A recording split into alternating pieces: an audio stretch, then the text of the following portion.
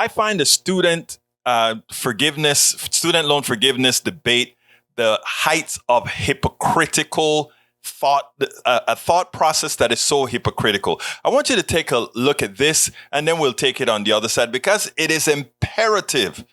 It is imperative that we are not hoodwinked like we always are hoodwinked when it comes to giving anything to the working class, to the middle class, to the poor. Check this out. We'll take it on the other side.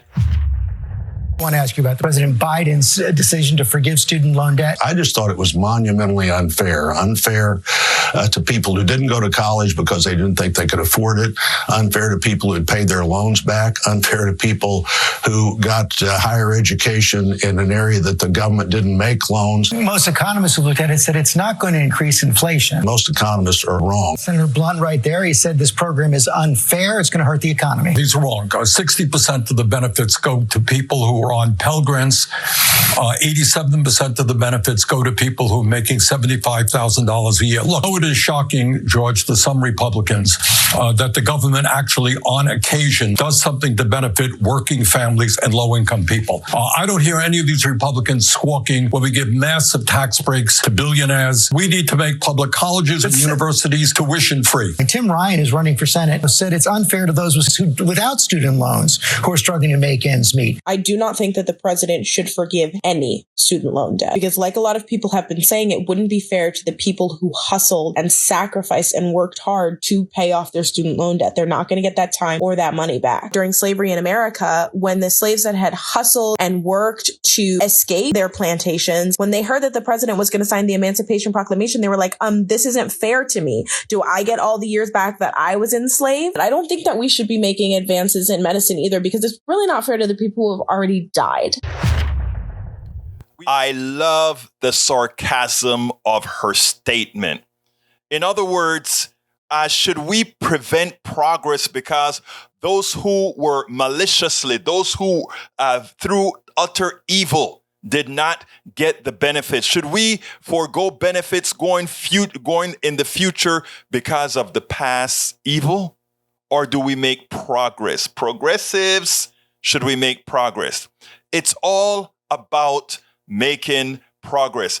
I mean, are we going to go back for decades and say, oh, well, we should have it just doesn't work that way. Otherwise, I think there's a group of folks who would have had more than their 40 mules and their 40 acres and a mule. I think if that were the case, a lot of the redlining that had occurred, the loss in capital, the loss in wealth that many have, that many suffered because of redlining and all the other iniquities, all the other vicious economic attacks on people. If we were to recover all of that, my God, the trillions of dollars that would have to be returned to the families, to the relatives of the aggrieved would be monumental.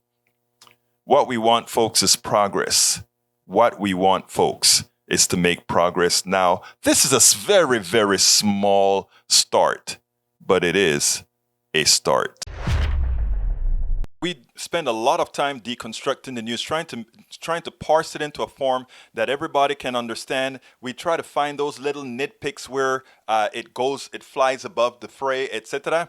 If you really like these videos that we do, I want to ask a big favor. Please go ahead, number 1, subscribe to our channel, and number 2, please join if you can. Thank you so kindly for watching. Keep watching. Please remember to share. We must populate the entire internet with our progressive message, a message that we know is what most Americans say that they want. So help us, please join.